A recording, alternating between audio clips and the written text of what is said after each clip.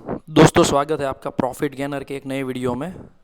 आज मैं आपको बहुत एक इम्पोर्टेंट टॉपिक पे बात करना चाहता हूँ। उसमें लिखा है, मैंने एक पेज ओपन किया है, उसमें लिखा है बिकम प्रॉफिटेबल। अगर आपको प्रॉफिट करना है तो आपका रिस्क रिवॉर्ड क्या होना चाहिए। तो ये मैंने एक चार्ट बनाया हुआ है, उसमें आप देख सकते हैं कि अगर आप 1:1 पे काम करते हैं, मतलब 1 रुपया प्रॉफिट और 1 रुपया लॉस, ज़्यादातर लोग यही गलती करते हैं। तो उसमें आपको अगर प्रॉफिट करना है तो आपके 60% ट्रेड विन होने चाहिए। मतलब 60%, मतलब कि 10 ट्रेड आप लेते हैं तो उसमें से 6 ट्रेड में आपको प्रॉफिट कंपलसरी करना होगा, तभी आप प्रॉफिट कर सकते हैं। और अगर आप 1:2 पे काम करते हैं तो आपका सक्सेस रेशियो 40% होना चाहिए। मतलब 10 में से 4 ट्रेड आपके प्रॉफिट होने चाहिए 1:2 पे। उसी तरह अगर आप 1:3 पे काम करते हैं, मतलब कि 1 रुपये एसएल है तो 3 रुपीज़ आपके प्रॉफिट होना चाहिए। अगर इस रेशियो से काम करते तो अगर आप 30% भी आप सक्सेस रेशियो से काम करते तो भी आप प्रॉफिट कर सकते हैं। और अगर आप 1:4 पे काम करते तो आपके 30% प्रॉफिट होने चाहिए इसी तरह से। और अगर आप बड़े रिस्क रिवॉर्ड के साथ, मतलब 1:5 पे काम करते तो आपको 20% भी आप सक्सेस होंगे तब भी आपको प्रॉफिट हो सकता है। तो मेरी आपसे यही रिक्वेस्ट है कि कभी छोटे रिस्क रिवॉर्ड के साथ कभी काम मत कीजिए, हमेशा बड़े रिस्क रिवॉर्ड के साथ काम कीजिए। चाहे आप इंट्राडे करते हो या फिर पोजिशनल करते हो, शॉर्ट टर्म करते हो, स्विंग ट्रेड करते हो, हमेशा बड़ा ही प्रॉफिट होना चाहिए। छोटे प्रॉफिट में हमारा रिस्क रिवॉर्ड इतना छोटा होता है कि हमें अपना विन रेट बढ़ाना होगा, लेकिन ये विन रेट अगर आपके पास कोई मेथड नहीं है तो आप बढ़ा नहीं सकते। तो हमेशा बड़े रिस्क रिवॉर्ड में काम करें। और एक और टॉपिक है, उस पर हम बात करते हैं, जो लोग पोजिशनल काम करते हैं लंबी अवधि के लिए, मतलब 6 महीना, 3 महीना, साल, 2 साल के लिए कोई भी स्टॉक अपने पोर्टफोलियो में ऐड करते, तो उसमें क्या करना चाहिए और क्या नहीं करना चाहिए। तो आइए देखते हैं। आप देख सकते हैं इसमें मैंने टाइटल लिखा है, why stop loss is important. मतलब कि स्टॉप लॉस क्यों ज़रूरी है। तो आप देख सकते हैं इसमें एक मैंने 2 कॉलम बनाई है, एक पोर्टफोलियो लॉस और gain required to break even. मतलब कि अगर आपके पोर्टफोलियो में कोई भी स्टॉक पड़ा है तो अगर वो वहाँ से गिरता है, जब मार्केट गिरता है तब, तो गिरने के बाद वापस उसी रेट पे आने के लिए उसको कितना परसेंट चढ़ना पड़ेगा। तो ये एक हम समझ सकते हैं इस चार्ट के हिसाब से। अगर आपका स्टॉक 100 रुपीज़ का है और 10% गिरा वहाँ से, मतलब कि 90 रुपये पे आया, तो अगर वापस उसको 100 रुपीज़ जाना होगा तो उसको 11% ऊपर चढ़ना पड़ेगा, तभी वो 100 रुपीज़ पे आएगा। 100 रुपीज़ एक समझने के लिए उदाहरण के रूप में मैं दे रहा हूँ। आगे देखते हैं, अगर आपका स्टॉक 20% गिर रहा है, मतलब कि 100 रुपये का स्टॉक 20% गिर के 80 रुपये का हो गया, तो उसको वापस 100 रुपीज़ में पहुंचने के लिए 25% चढ़ना पड़ेगा वहीं गिरे हुए प्राइस से।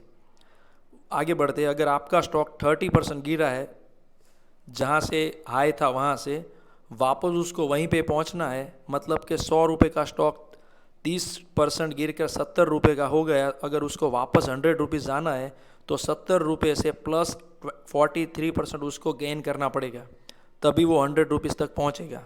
अगर आपका स्टॉक 40% गिरा है तो वहाँ से वापस उसको उसी प्राइस पे आने के लिए 67% वहाँ से गेन करना पड़ेगा। अगर आपका स्टॉक 50% गिरता है, मतलब कि 100 रुपीज़ का स्टॉक है और 50% के हिसाब से 50 रुपये का आपका स्टॉक हो गया, तो वापस उसको 100 रुपीज़ तक जाने के लिए उसको 100% तक चढ़ना पड़ेगा। इसी तरह से आगे बढ़ते, 60% आपका स्टॉक गिरा है तो वापस उसको वहीं पर पहुंचने के लिए 150% ऊपर चढ़ना पड़ेगा। अगर ये ऊपर वहाँ नहीं चढ़ता है तो वापस उस प्राइस को आप कभी नहीं देख सकते।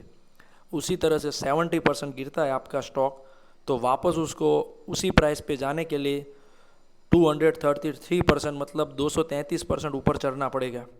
अब आगे बढ़ते 80%। अगर आपका स्टॉक 80% गिरा है, मतलब कि 100 रुपीज़ का स्टॉक है और 80% के हिसाब से 20 रुपये का आपका स्टॉक हो गया।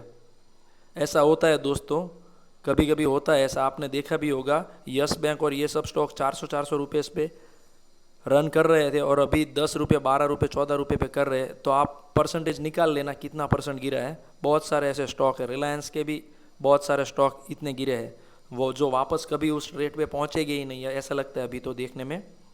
अगर 80% गिरता है तो वापस उसको वहाँ तक पहुँचने के लिए 100 से 20 रुपया हो गया, 80% गिर के। अगर वापस उसको 100 रुपीज़ जाना है तो 400% उसको गेन करना पड़ेगा।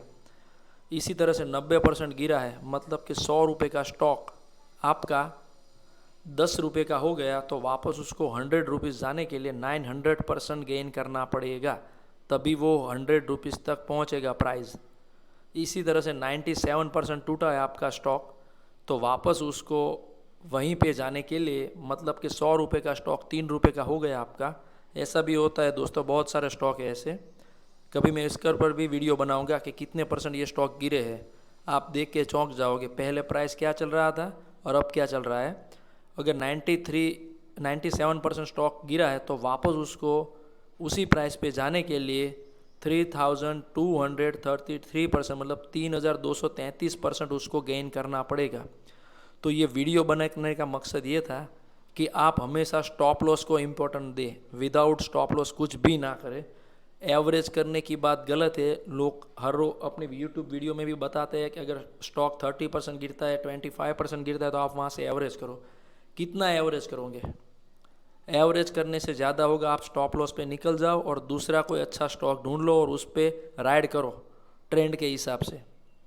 और लोगों को ज़्यादा से ज़्यादा सीखना चाहिए, क्योंकि अगर सीखोगे नहीं तो ये जो आप देख रहे हो वो आपके साथ होता ही होगा, उसमें मुझे कुछ कहने की ज़रूरत नहीं है।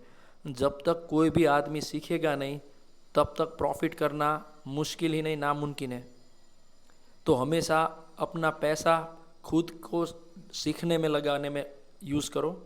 अगर आप सीखोगे तो ही पैसा बन सकता है, उसके अलावा पैसा कभी बनेगा नहीं। तो दोस्तों, आपने जो ये देखा है, इस वीडियो बनाने का मेरा पर्पज़ यही था कि आप हमेशा स्टॉप लॉस से काम करो और आपका रिस्क रिवॉर्ड हमेशा मेंटेन रहना चाहिए। अगर आपका रिस्क रिवॉर्ड मेंटेन नहीं है तो आपके प्रॉफिट होने के चांस भी बहुत कम हो जाएंगे। आप इसका स्क्रीनशॉट भी ले सकते हो और इस पर आप वर्क करो और आगे देखो क्या होता है, आपका प्रॉफिट में सुधार होता है या नहीं होता है। और जो लोग लॉन्ग टर्म पोजिशनल वर्क करते उसके लिए ये कोष्टक भी स्क्रीनशॉट रख लो कि कितना % गिरता है तो कितना % ऊपर चढ़ना चाहिए उसको। तो मैं तो आपको यही सलाह दूंगा कि आप अपने स्टॉप लॉस मेंटेन करो, जो भी आपका स्टॉप लॉस है वो। अगर स्टॉप लॉस हिट होता है तो वहाँ से एग्जिट कर जाओ और कोई नया स्टॉक अच्छा ढूंढ लो। अगर आप उसमें खड़े रह गए तो खड़े ही रह जाओगे, क्योंकि मैंने देखा है ZIL 644 पे ट्रेड करता था, वहाँ से नीचे आकर वो 70 रुपये का हो गया था। तो आप कितनी बार एवरेज करोगे? एवरेज करने से पैसा भी आपका ख़त्म हो जाएगा और लॉस और भी बढ़ता जाएगा, क्योंकि क्वांटिटी आप उसमें ऐड कर रहे हैं लॉस में। उसी तरह से इंडिया बुल फाइनेंस हाउसिंग आई बुल, वो 1400 रुपये पर ट्रेड कर रहा था, आज वो 100 रुपये 120 रुपये पे चल रहा है। तो आप कितनी बार एवरेज करोगे? आप सोचो ज़रा। तो एवरेज करना, पिरामिडिंग करना, ये सब गलत बात है और ये सब आपको गलत फहमी में डालने के लिए लोग यूट्यूब पर वीडियो बनाते हैं। इससे कभी प्रॉफिट नहीं होगा, आपका लॉस बढ़ता ही जाएगा, बढ़ता ही जाएगा और एक दिन आप स्टॉक मार्केट से निकल जाओगे और आप सोचोगे इसमें तो कुछ होता नहीं है, चलो ये करना ही नहीं है, बंद कर दो। स्टॉक मार्केट को कभी भी गैम्बलिंग नहीं करना चाहिए। स्टॉक मार्केट में हमेशा बिजनेस की तरह वर्क करना चाहिए। उसके रूल्स और रेगुलेशन फॉलो करने के बाद ही आप हमेशा ट्रेड करें। पहले तो सीखिए, किसी के पास से भी सीखिए जो अच्छा सिखाता है वो, और उसके बाद उसके जो रूल्स आपने बनाए, आपका जो सेटअप है, उसी पे वर्क करिए। और जो लोग बातें करते हैं ये ले लो वो ले लो, उसको बोलते हैं क्राउड। मतलब कि ज़्यादा लोग बोलते हैं और लोग सुनते हैं हम लोग, और सुनने से हम क्या करते हैं, उस स्टॉक को पिकअप कर लेते हैं और बाद में लॉस होता है तो हमारा होता है, जो लोग हमें बताते हैं उसका नहीं होता है। तो लोगों की बातों पे और टिप्स पे कभी भी फोकस ना करो, अपनी लर्निंग पे हमेशा फोकस करो। अगर आप अपने आप को सीखने में लगाओगे तो हमेशा आपको प्रॉफिट ही होगा, इसकी गारंटी मैं देता हूँ।